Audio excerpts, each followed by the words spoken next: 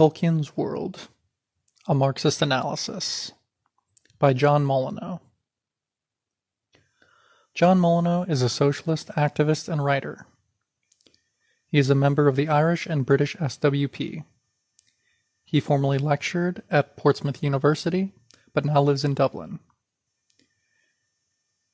He writes mainly, but not exclusively, about Marxist theory and art. Beginning of article. The writings of J.R.R. Tolkien might seem a somewhat unusual subject for Marxist analysis, and indeed for me.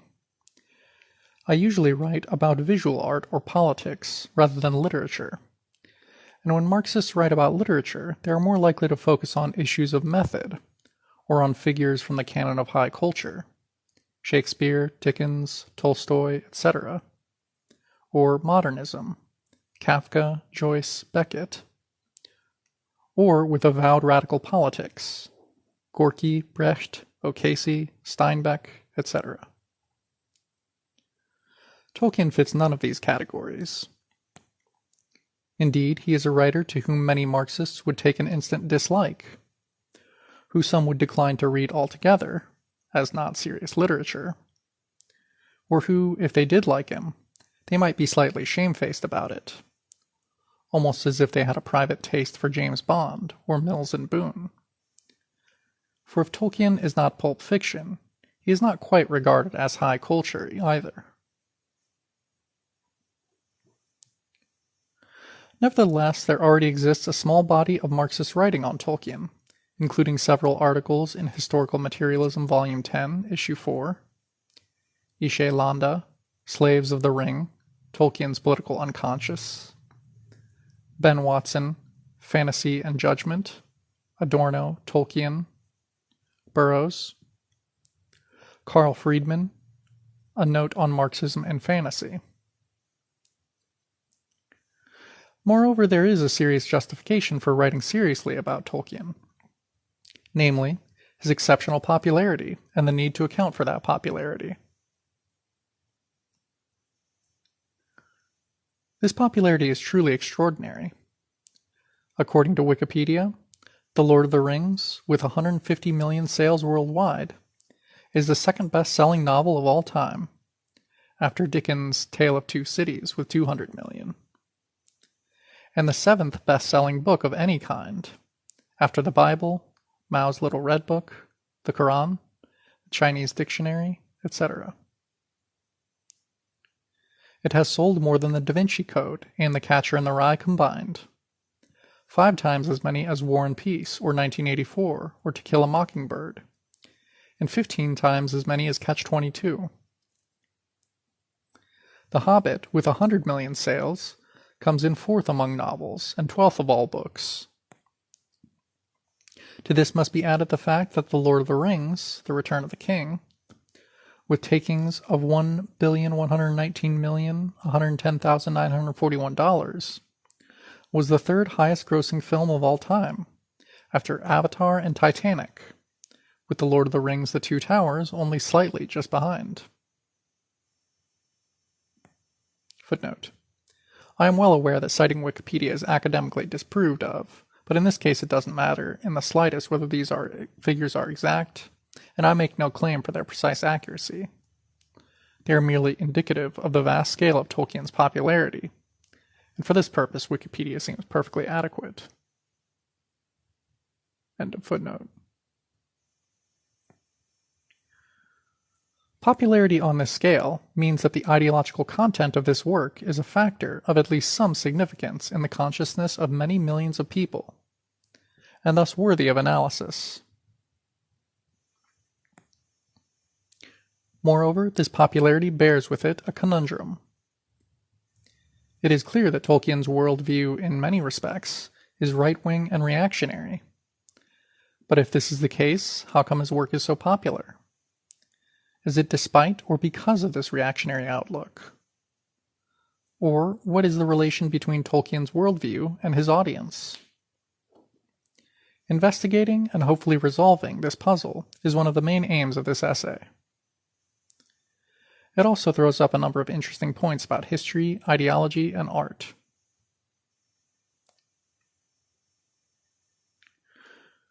When I refer to Tolkien's worldview, I mean not his personal political opinions, but his outlook as embodied in his novels.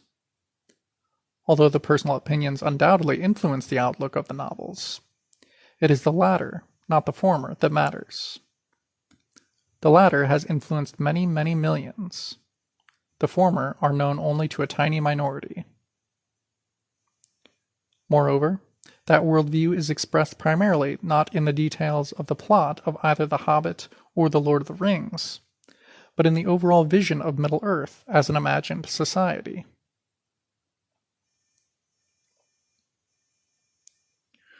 The Lord of the Rings is not, in my opinion, an allegory. In this I concur with Tolkien, who is most insistent on this point in the foreword to the second edition. Unlike, say, Animal Farm, which is manifestly an allegory for the Russian Revolution and the rise of Stalin, the story of the War of the Rings does not correspond to, still less is it an elaborate code for, the First World War, or the Second World War, or any other actual historical episode. Footnote.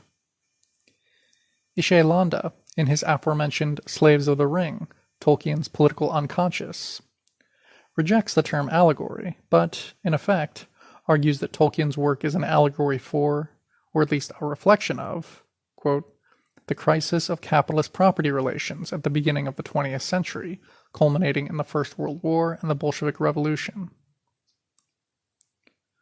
Tolkien, he argues, was, quote, deeply aware of the calamitous consequences of imperialism, but at the same time was even more alarmed at the prospect of revolution. End quote. He sees the goblins, orcs, he quotes The Hobbit, as embodying, quote, Tolkien's underlying terror at the prospect of revolution, but also that, quote, the ring's essence is that of global expansion, of unlimited monopoly, of the unquenchable thirst for surplus value, and that, quote, the ring is capitalism, mythically grasped. I find this reading forced and unconvincing, but a detailed critique of it would take me too far from the main theme of this article. End footnote.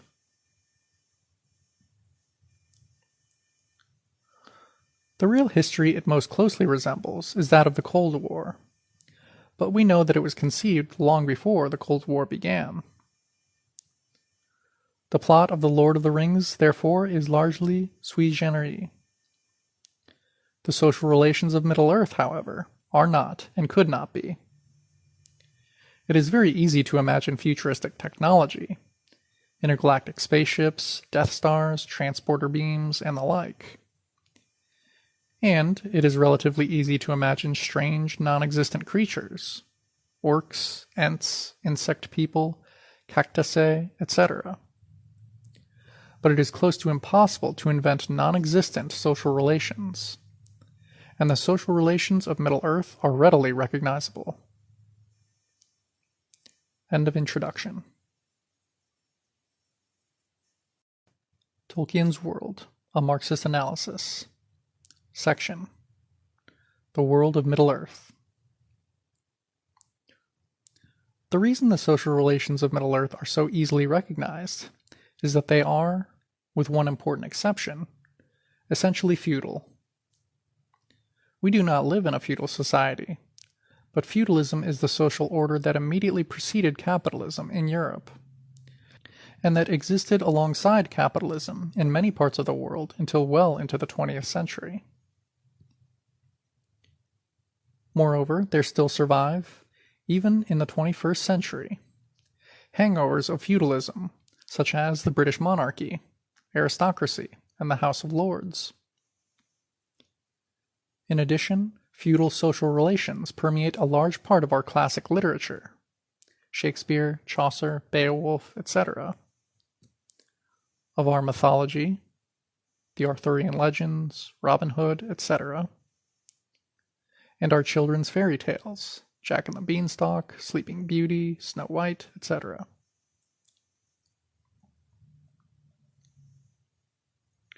According to Marx, social relations correspond to a certain level of development of the forces of production. Technology plus labor plus science. The productive forces of Middle-earth are resolutely medieval. Not only are they pre-industrial, they are pre-early modern. No steam engines or power-driven machinery. No printing. No transport more advanced than the ship and the horse, except eagles and extremists. Importantly, no guns or cannon. The only explosions or fireworks are courtesy of wizardry or sorcery. Actually, very little attention is paid to production at all. It is clear that Middle-earth is overwhelmingly rural. Minas Tirith in Gondor is the only real city we encounter in the whole epic, and therefore it is more or less assumed that most people are farmers of some sort, and not worthy of much mention.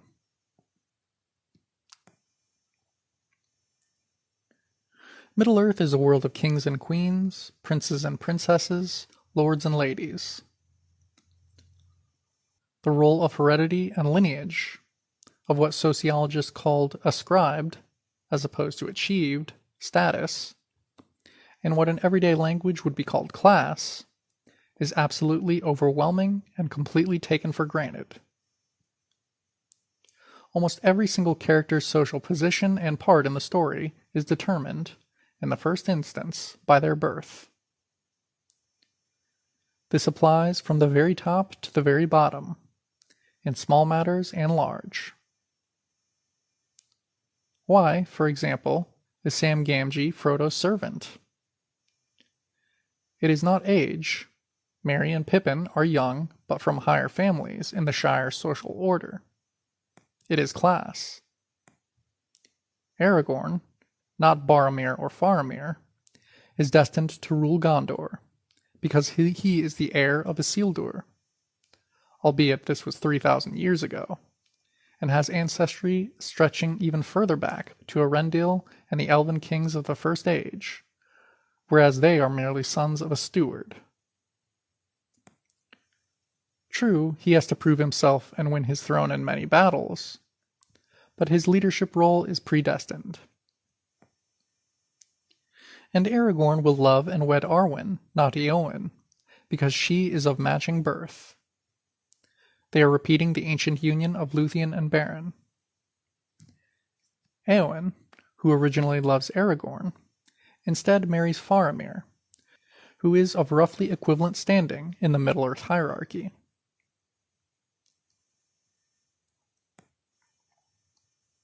At first glance, the central character of Gandalf may appear not to fit this mold, in that his lineage is not spelt out in The Lord of the Rings, and that Saruman, not Gandalf, is at first cast as the senior wizard. Moreover, wizards do not seem to have a fixed position in the Middle-earth social order. Compare the relatively lowly Radagast. But in the Silmarillion, the prequel to the Saga of the Rings, which provides a creation myth for Middle-earth and tells the history of its first age, this gap is filled. Gandalf, we are told, was originally a Loren and a Maiar. The Maiar were the servants of the Valar, the Lords of Arda, guardians of creation made in the beginning by Ilúvatar, the One, in Valinor, beyond the confines of the world. Gandalf is thus of higher lineage even than Elrond or Galadriel, but, interestingly, matches that of his two great foes, the Balrog and Moria. Balrogs were Maiar perverted by Melkor/Morgoth, the fallen Ainur/Valar, and great enemy. And Sauron, Morgoth's emissary. Just as Frodo's descent and social status matches that of his nemesis, Smeagol/Gollum.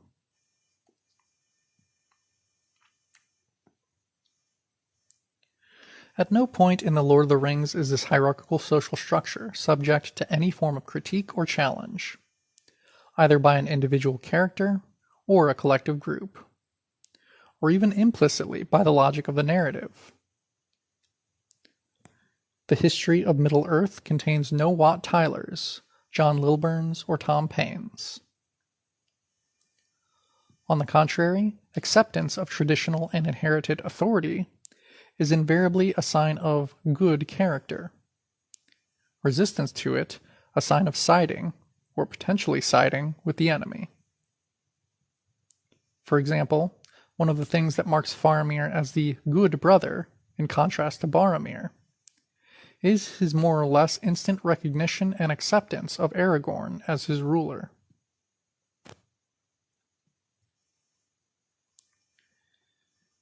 Indeed, in a parallel with the Christian story of Lucifer, the fallen archangel, the origin of all evil in Tolkien's world is the rebellion against authority of Melkor, the Ainur.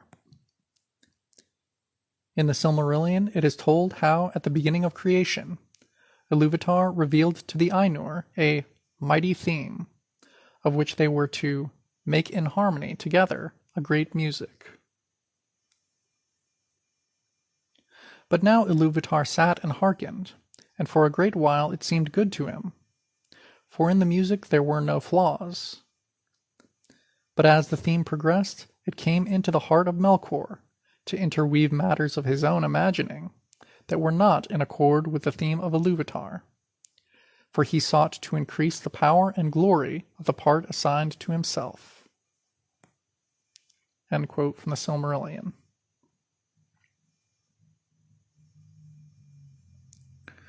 From this act of insubordination flows all the misfortunes of Arda, the temptation of Fëanor, the darkening of Valinor, the great war at the end of the First Age, the fall of Númenor, and the rise of Sauron. Thus, from first to last, Tolkien's worldview is imbued with a deep-seated respect for traditional authority.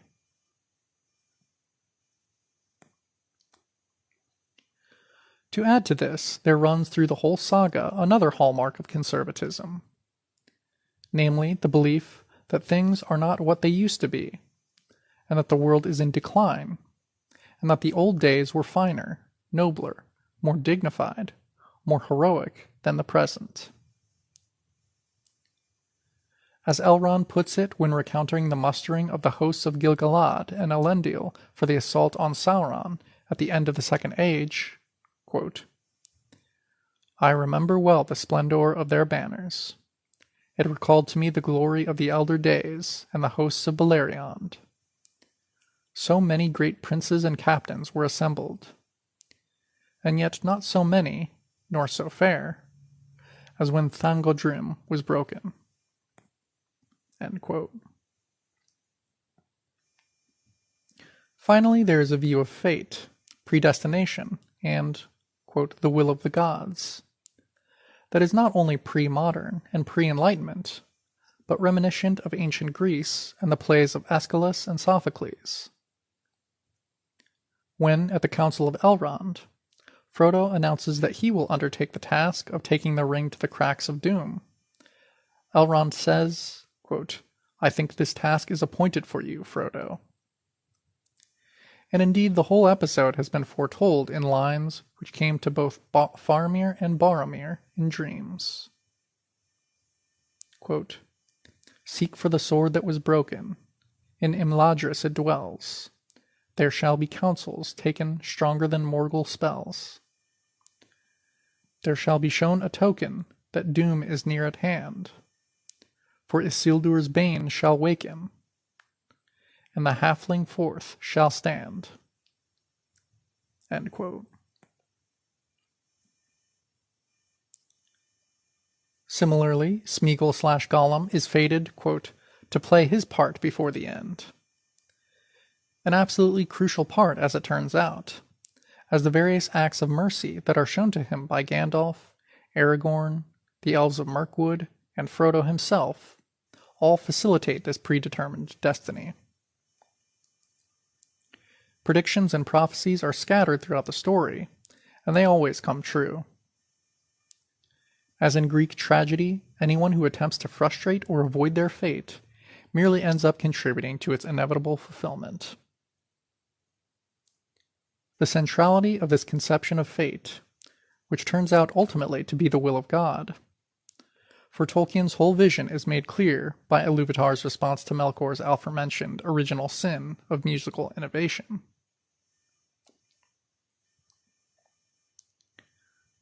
Then Ilúvatar spoke, and he said, quote, Mighty are the Ainur, and mightiest among them is Melkor. But that he may know, and all the Ainur, that I am Ilúvatar, those things that ye have sung, I will show them forth, that ye may see what ye have done. And thou, Melkor, shalt see that no theme may be played that hath not its uttermost source in me, nor can any alter the music in my despite.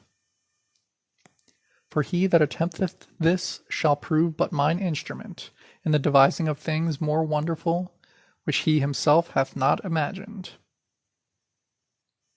End quote.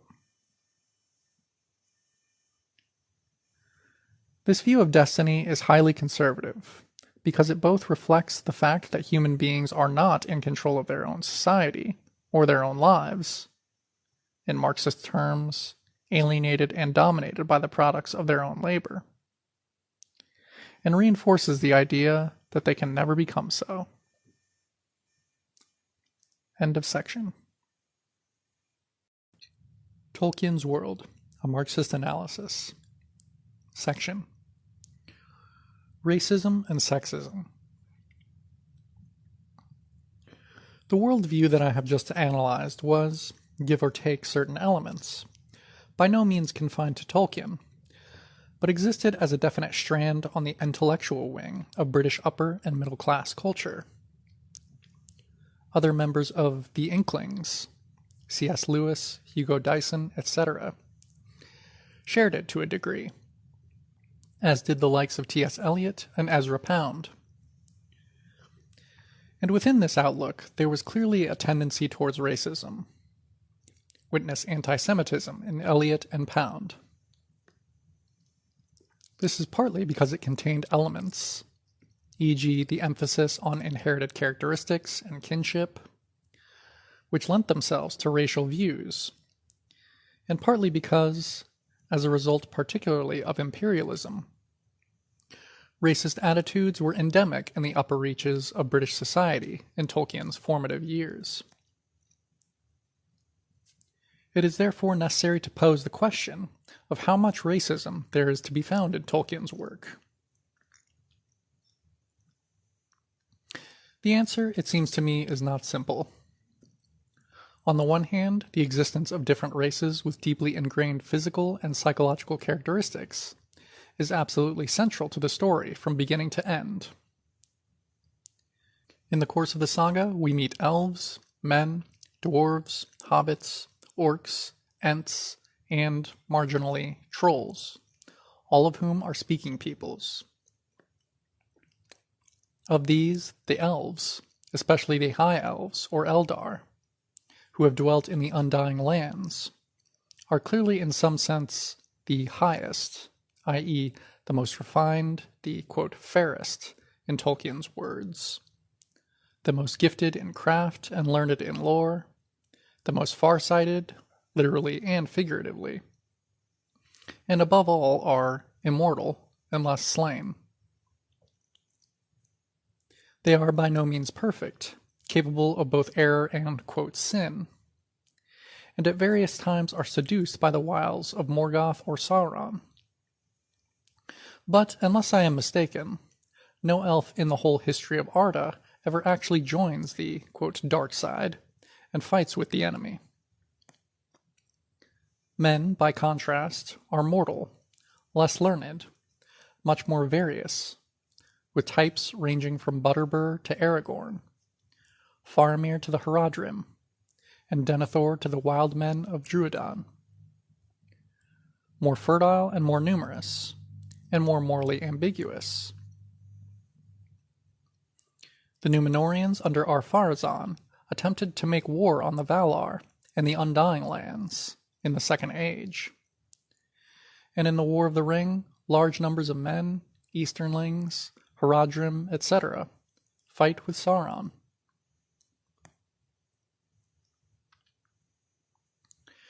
Dwarves are called by Tolkien, quote, a race apart.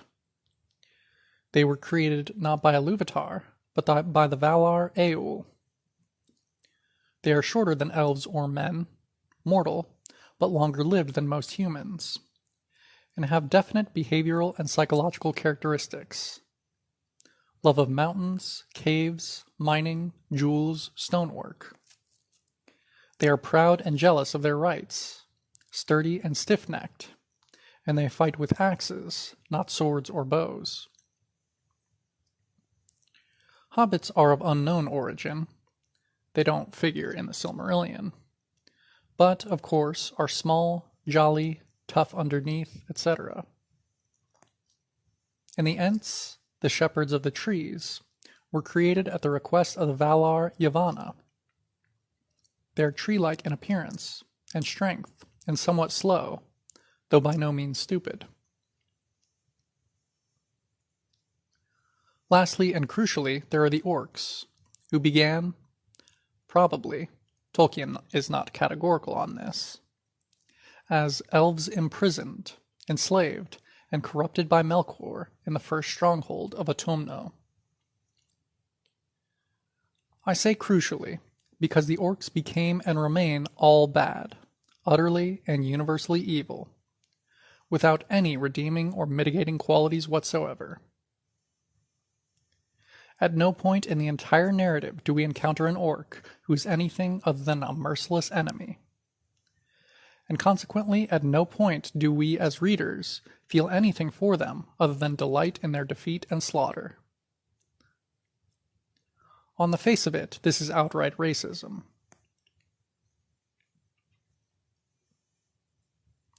And yet it doesn't feel like it. Nor is this a purely personal judgment. I know many people with a visceral hatred of racism, who would react with disgust to any manifestation of it, who nonetheless love The Lord of the Rings. And there are reasons for this. There are three main grounds for opposing, indeed hating, racism. 1. The biological fact that different human races do not exist, and there is only one human race or species, and therefore all racial prejudice, discrimination, and oppression involves not only stupidity, but also inherent injustice. It fundamentally violates the humanity of those who are its victims. 2. The social and historical fact that racism, because it denies people's essential humanity, is associated with, leads to, and is used to justify the most appalling treatment of human beings, the worst crimes against humanity, slavery, colonialism, genocide, apartheid, and so on. And 3, the specifically socialist argument that racism is used by ruling classes to divide and rule the oppressed, and to provide scapegoats onto whom anger of the oppressed can be diverted.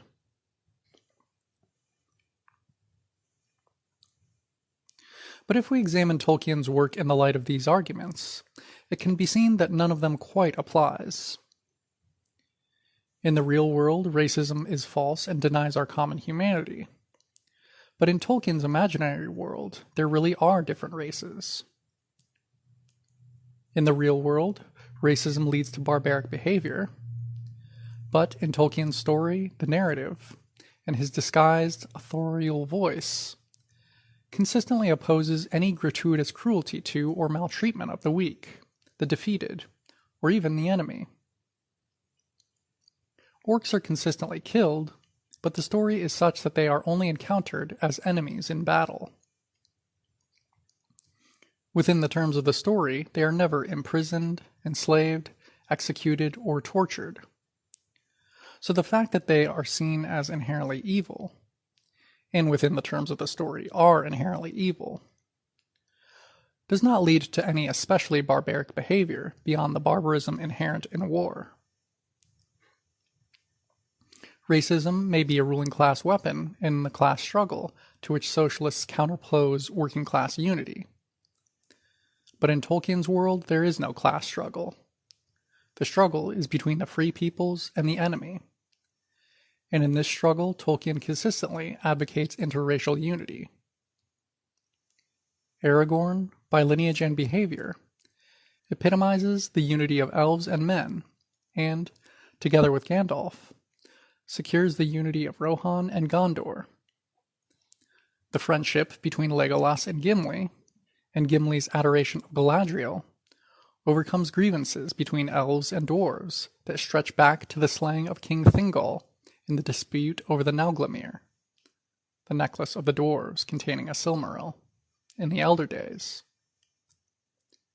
The hobbits, Merry and Pippin, draw Treebeard and the Ents, and the Huorns, into the war, where they play a vital role in defeating the treacherous Saruman.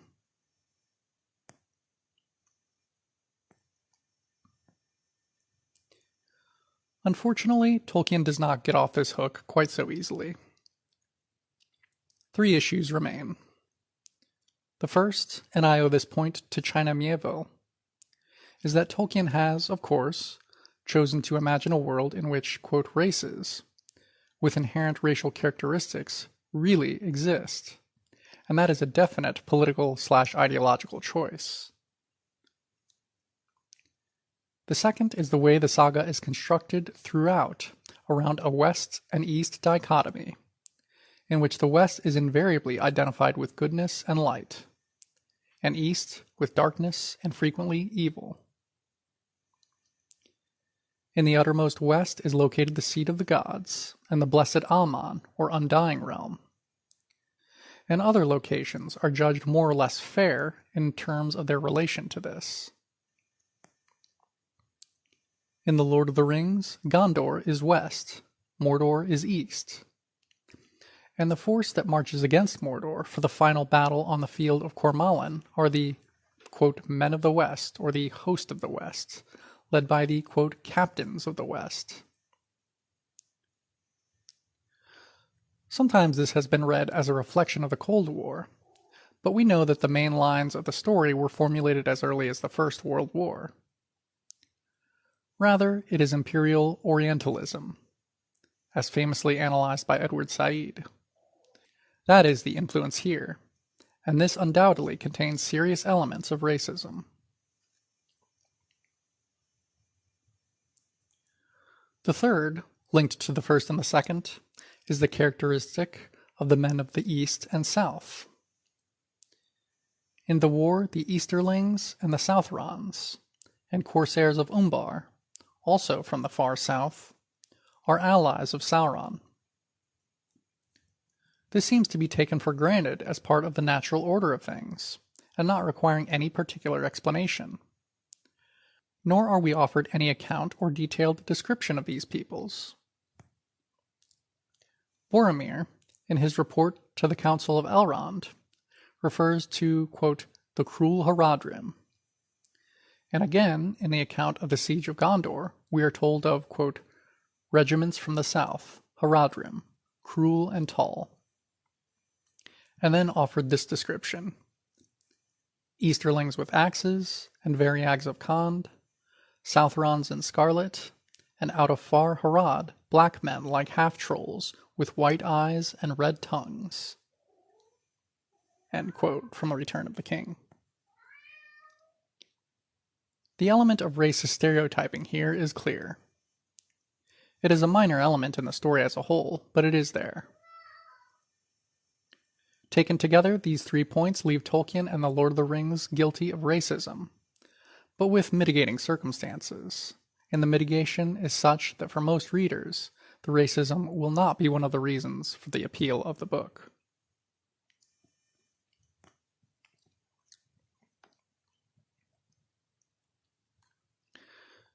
The question of sexism is, I think, much more straightforward, as one would expect given the near universality of sexism in the culture and literature preceding the 1970s.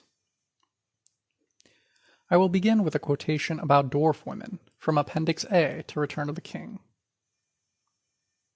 Quote, Dis was the daughter of Thrain II. She is the only dwarf woman named in these histories. It was said by Gimli that there are few dwarf women, probably no more than a third of the whole people. They seldom walk abroad, except at great need.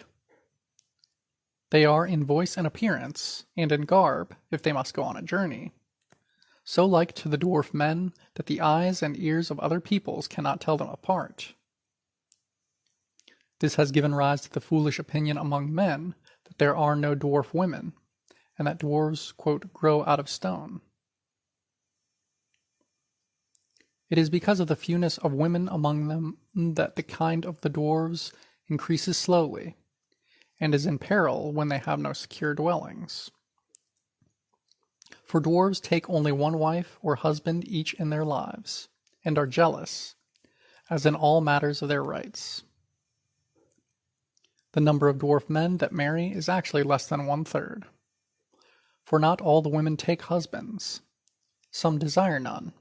Some desire one they cannot get, and so will have no other. As for the men, very many do not desire marriage, being engrossed in their crafts.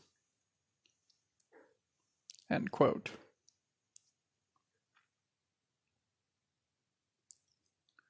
The situation of dwarf women is only an extreme version of the overall situation of women in The Lord of the Rings. Above all, they are distinguished by their absence. In the whole story, there are only 3 significant female characters: Arwen, Galadriel, and Éowyn, and of these, Arwen remains very shadowy.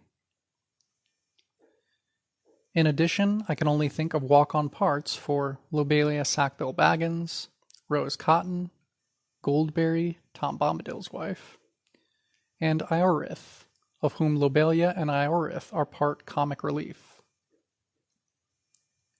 There are no women members of the Fellowship of the Ring, no Ent-women, though the past existence of Ent-wives is acknowledged, and no Orc women. In The Hobbit, to the best of my recall, there is no woman character at all. In a way, it is extraordinary.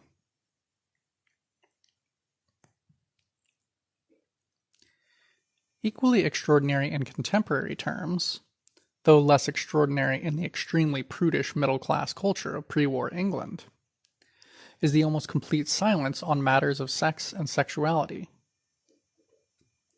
Bilbo and Frodo appear to live their entire lives in celibate bachelorhood, without the least concern. Elrond is at least 4,000 years old before he marries, and it is then 39 years before his sons are born, and another 102 years before the birth of Arwen. Aragorn is 20 when he falls in love with Arwen, who is about 2,500, and, we are told, a maiden. 49 when he and Arwen plight their troth in Lothlorien, and 88 before they are able to marry, until which time we must presume he remains celibate.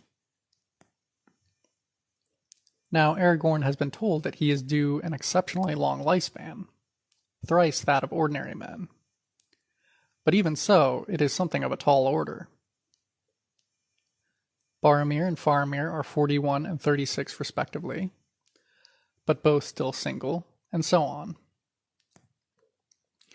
As Carl Friedman comments, through 3 thick volumes, there is, for example, hardly a single important instance of sexual desire. From Carl Friedman, a note on Marxism and fantasy.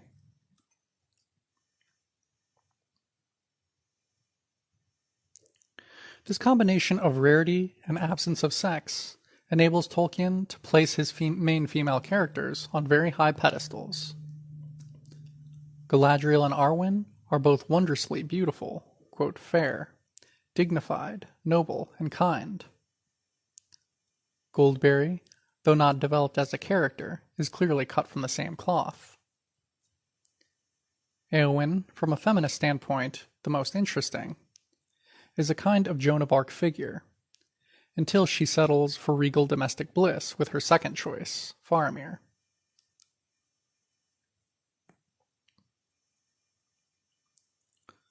Tolkien's sexism is of the old-fashioned gentlemanly, chivalrous kind, not the active misogyny found in Ian Fleming or Norman Mailer.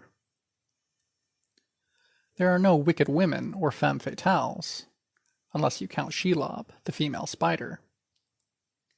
And his very few key characters are certainly not weak or subservient.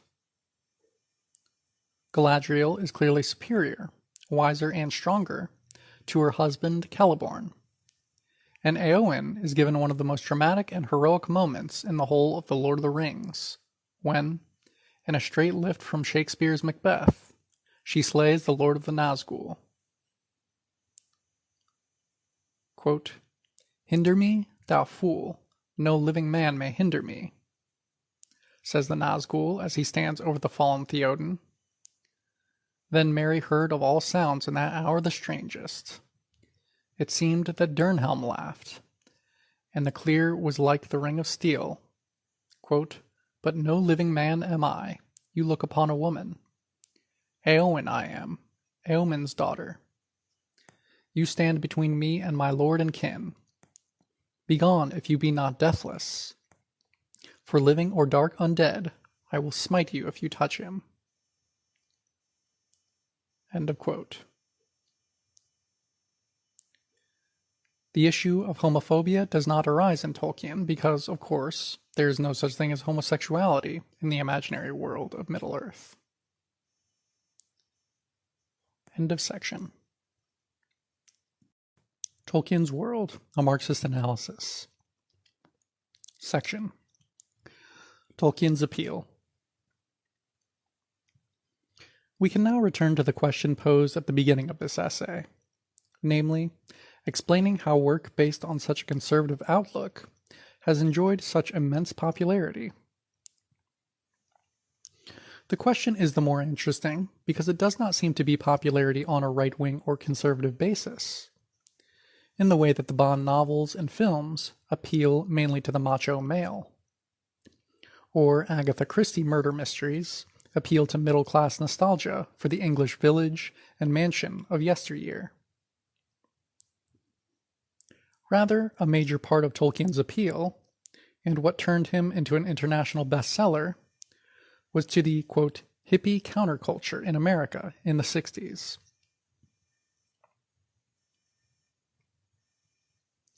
One obvious and tempting answer is simply to say that the, quote, average or typical reader is not interested in the kind of social and political issues discussed here, but is simply swept along by the good writing and dramatic storyline.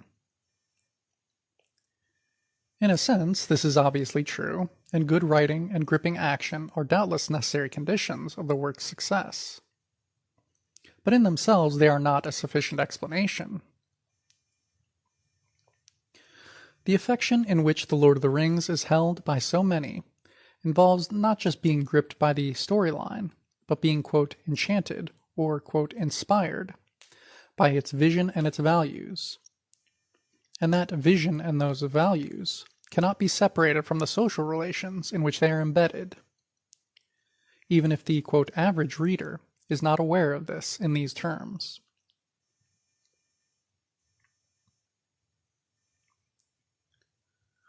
So how does a vision of a feudal society imbued with deeply conservative values, which in the real world, in a modern bourgeois democratic society, would have practically zero political support, manage to exercise such an attraction?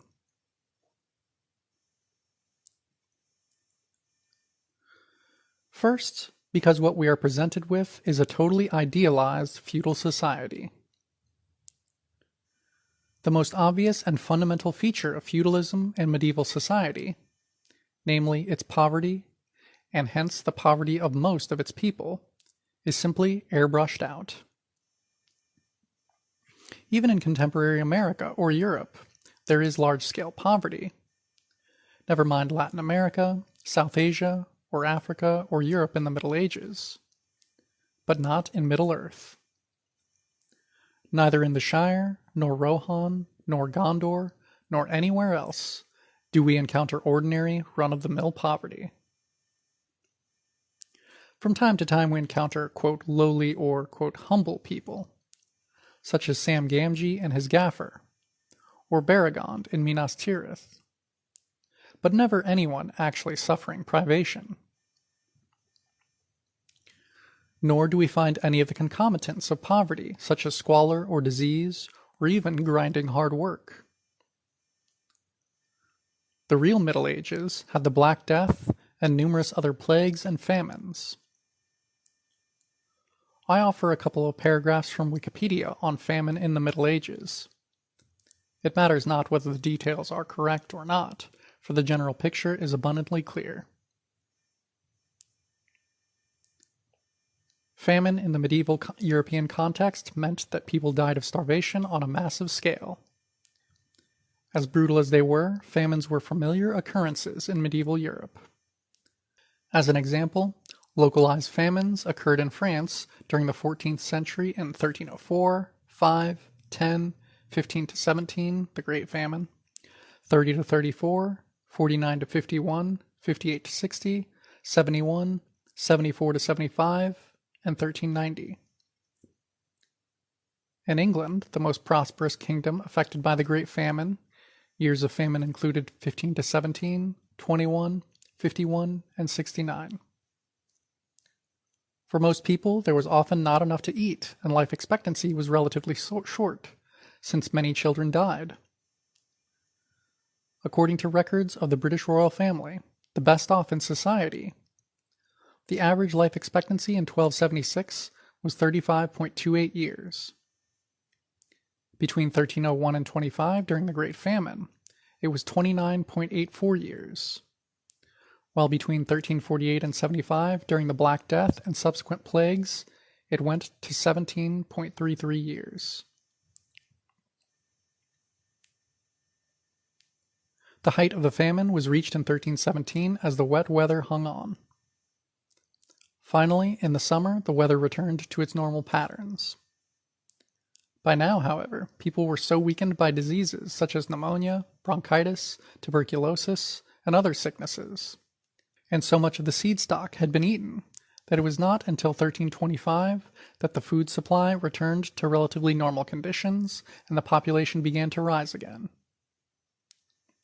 Historians debate the toll, but it is estimated that 10 to 25% of the population of many cities and towns died.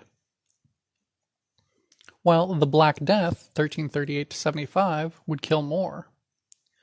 For many, the Great Famine was worse. While the plague swept through an area in a matter of months, the Great Famine lingered for years, drawing out the suffering of those who would slowly starve to death and face cannibalism, child murder, and rampant crime. Footnote. Once again, I have thought it reasonable and convenient to cite Wikipedia because nothing turns on the accuracy of the specific figures. It is simply an easy way of pointing up well-known general conditions. End of footnote and end of quoted Wikipedia section.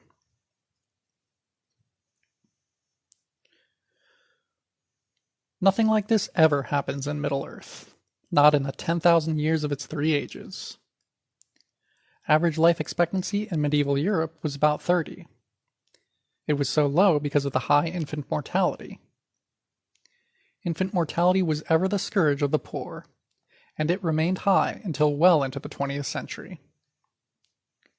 The infant mortality rate was well over 100 per 1,000 births in Victorian Britain, and 150 per 1,000 worldwide in 1950. Today, it is 6.3 per 1,000 in the USA, 2.75 in Sweden, but 180 in Angola, and 154 in Sierra Leone. No such problem exists in Tolkien's world. Nor is there cholera, or tuberculosis, or cancer, or heart attacks.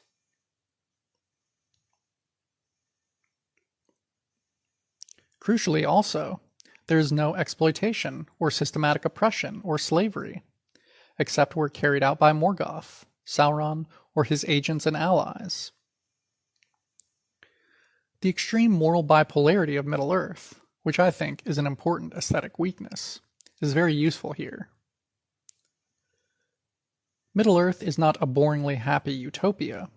On the contrary, it is filled with danger and evil, without Tolkien ever having to deal with any issues of social justice, because all injustice and oppression is simply laid at the door of the enemy.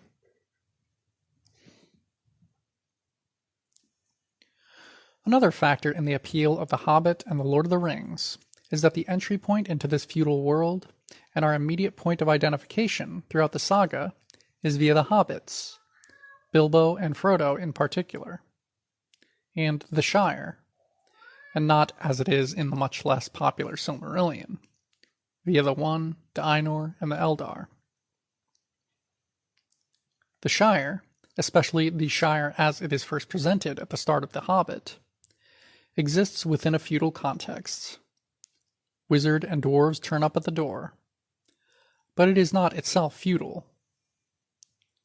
Here is the description of Bag End on page 1 of The Hobbit. Quote, "It had a perfectly round door like a porthole, painted green, with a shiny yellow brass doorknob in the exact middle. The door opened onto a tube-shaped hall like a tunnel, a very comfortable tunnel without smoke, with paneled walls and floors tiled and carpeted, provided with polished chairs, and lots of pegs for hats and coats. No going upstairs for the Hobbit. Bedrooms, bathrooms, cellars, pantries, lots of these. Wardrobes. He had whole rooms devoted to clothes.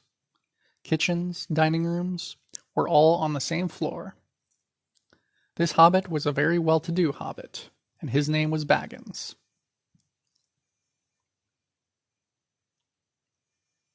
End quote. This is not medieval or feudal. It is England, very definitely England.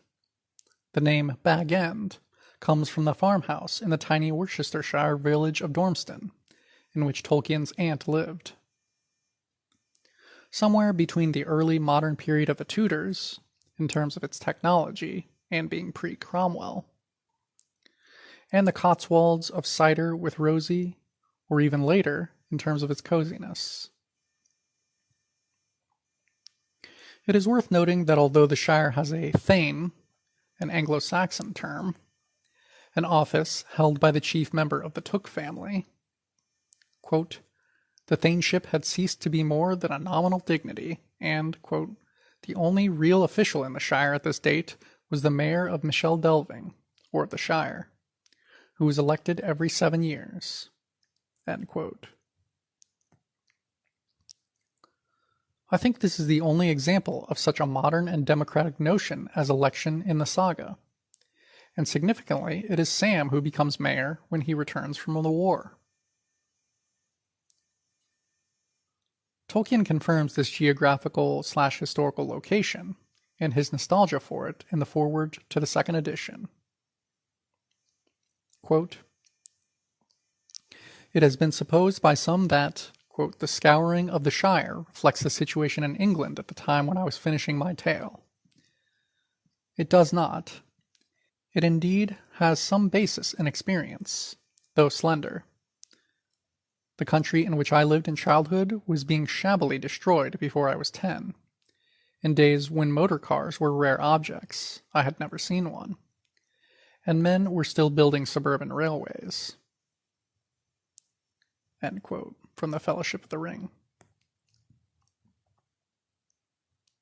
The Shire, of course, is just as much an idealized image of rural England in the late 19th century, or any other time, as Middle-earth is of the Middle Ages.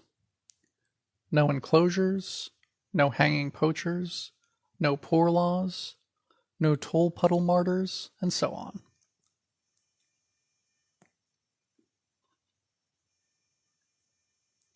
But there is a further point, and it is the most important.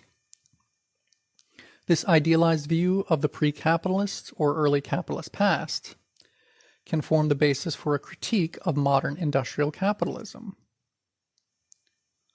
Marx refers to this in the not very well-known section of the Communist Manifesto on, quote, feudal socialism.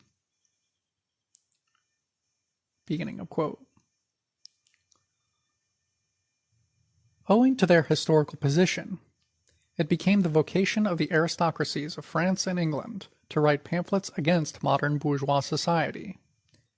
In order to arouse sympathy, the aristocracy was obliged to lose sight, apparently, of its own interests, and to formulate their indictment against the bourgeoisie in the interest of the exploited working class alone. Thus the aristocracy took their revenge by singing lampoons on their new masters, and whispering in his ears sinister prophecies of coming catastrophe. In this way arose feudal socialism, half lamentation, half lampoon, half an echo of the past, half menace of the future.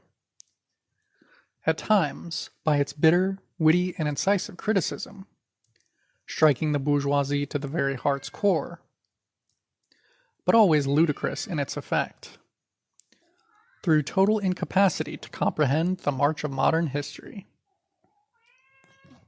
End quote.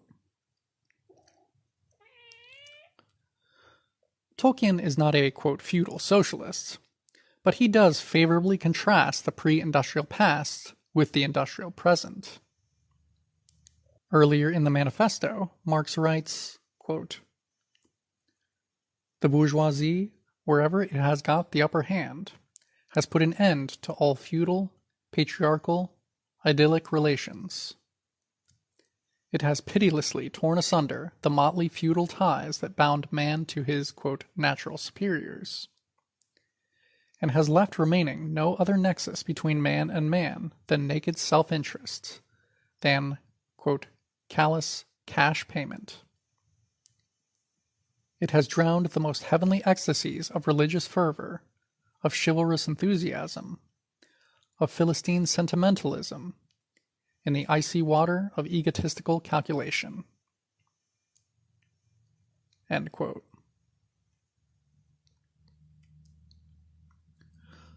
Tolkien runs this film backwards. From the world of egotistical calculation and callous cash payment, he harks back to the, quote, feudal ties that bound man to his natural superiors and, quote, feudal patriarchal idyllic relations. This is the real key to Tolkien's mass appeal, including his appeal to hate-Ashbury hippies. Because if one abstracts from the poverty, famine, disease, exploitation, oppression, etc., then the Middle Ages can be held up as a purer, nobler time than the dirty modern world of factories, pollution, profit, money-grubbing, vulgar commercial interest, shoddy goods, advertising, and extreme alienation. And in some respects it was. In real life, in actual politics, this abstraction is completely impossible, of course, and what one ends with is either tragedy, Pol Pot, or farce. Colonel Blimp, New Age Druids, or some mixture of the two. Mussolini, perhaps. But in fantasy, indeed in literature and art, it is perfectly possible.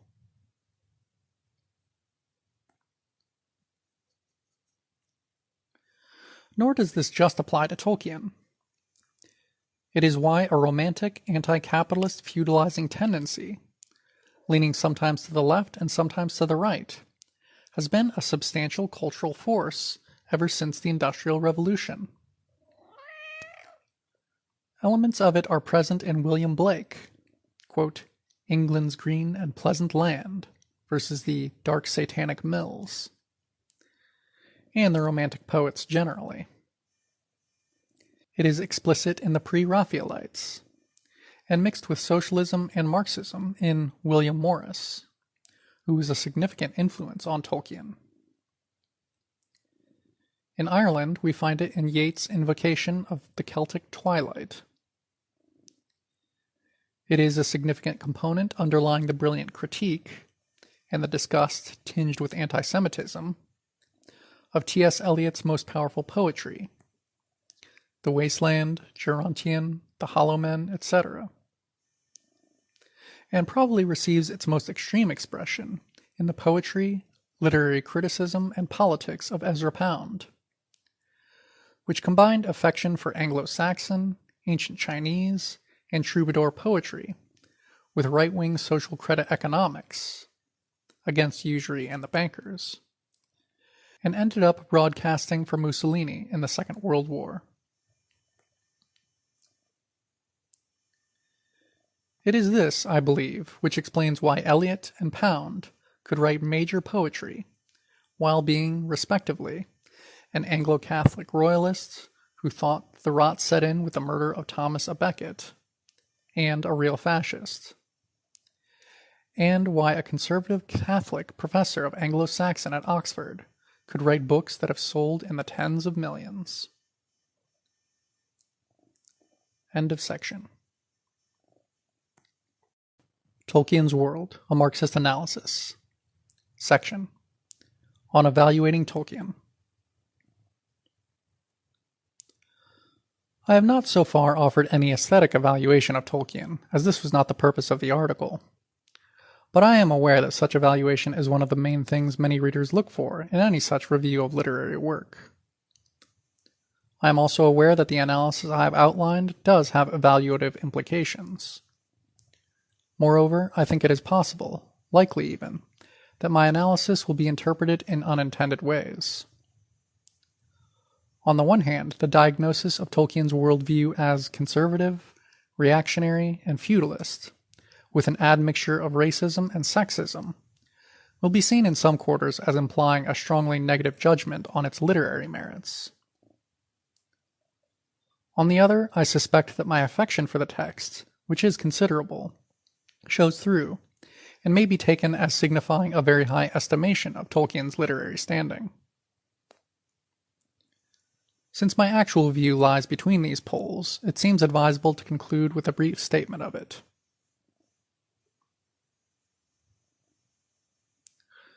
Like Trotsky, who put the matter very clearly in, quote, class and art, and Marx, judging by his fondness for Aeschylus, Shakespeare, and Balzac, I do not think artistic merit or demerit can be read off from the artist's progressive or reactionary ideology, even where that ideology is strongly embedded in the work. For example, the evident fact that Kipling, Eliot, Pound, Lawrence, Yeats, Faulkner, and Celine were right-wingers of one sort or another does not make them poor writers or necessarily inferior to, say, William Morris, Robert Trussell, George Orwell, W. H. Auden, Upton Sinclair, and Edward Upward of the left.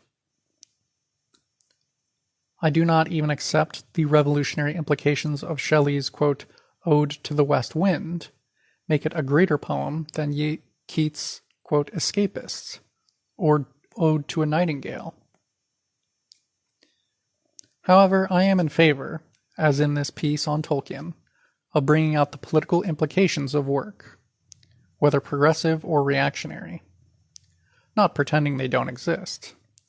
And I think that sometimes it can be shown that an artist's political stance substantially affects the quality of their work, either positively or negatively.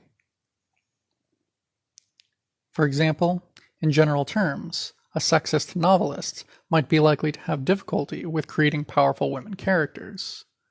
And, specifically, T.S. Eliot's poetry was damaged by his anti-Semitic tendencies. On the other hand, Michelangelo's sympathy with progressive Republican forces in Renaissance Italy was a significant factor in the awesome tragic vision of his later years. See my article, Michelangelo and Human Emancipation.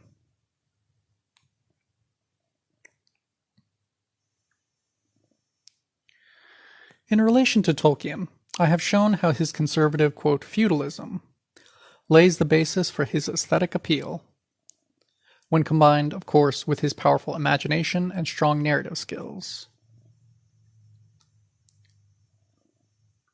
Carl Friedman's condemnation of the tedious flatness of much, though not all, of the prose does not correspond to my experience of it. But at the same time, it seriously limits Tolkien's aesthetic achievement in two ways which are of fundamental importance in modern literature. First, it precludes the possibility of linguistic innovation. Much of the greatest modern literature, whether Eliot or Joyce, Kafka or Beckett, Brecht or Ginsberg, Lorca or Pinter, has been engaged in forging new ways of using the language, in keeping it up, in dynamic tension with the evolution of spoken language, the so-called vernacular. In the same way that Cézanne, Picasso, Kandinsky, Malevich, Mondrian, Ernst, Miro, Pollack, Warhol, and others participated in the development of our collective means of visual expression. Tolkien was not, and did not wish to be, part of this. Second, it is the task of modern literature/art to explore and confront the difficulty, the extreme difficulty, emotionally, morally, psychologically, economically, politically, etc., of living in the modern world, a world of intense and complex alienation. Tolkien's location of his narrative in the idealized feudal past means that he evades this task. He simply does not have to deal with the modern social relations in the way that all the writers cited in the previous paragraph, and many others, do. As Friedman rightly says, quote, Middle-earth leaves out most of what makes us real human beings living in a real society. The great majority of the actual material interests, economic, political, ideological, sexual, that drives individuals and societies are silently erased. End quote. This problem is compounded by the extreme moral bipolarity of Tolkien's world, which is clearly derived from his conservative Christianity. From first to last, the history of Middle-earth and the wider history of all creation is dominated by a simple struggle between extra-human good and evil. It is true that this struggle goes on within a number of individuals. Denethor, Boromir, Smeagol/Gollum, Saruman, and Frodo himself are all examples. But it remains enormously oversimplified compared with the ambiguities, nuances, knots, complexities, tangles, and so on that characterize real life.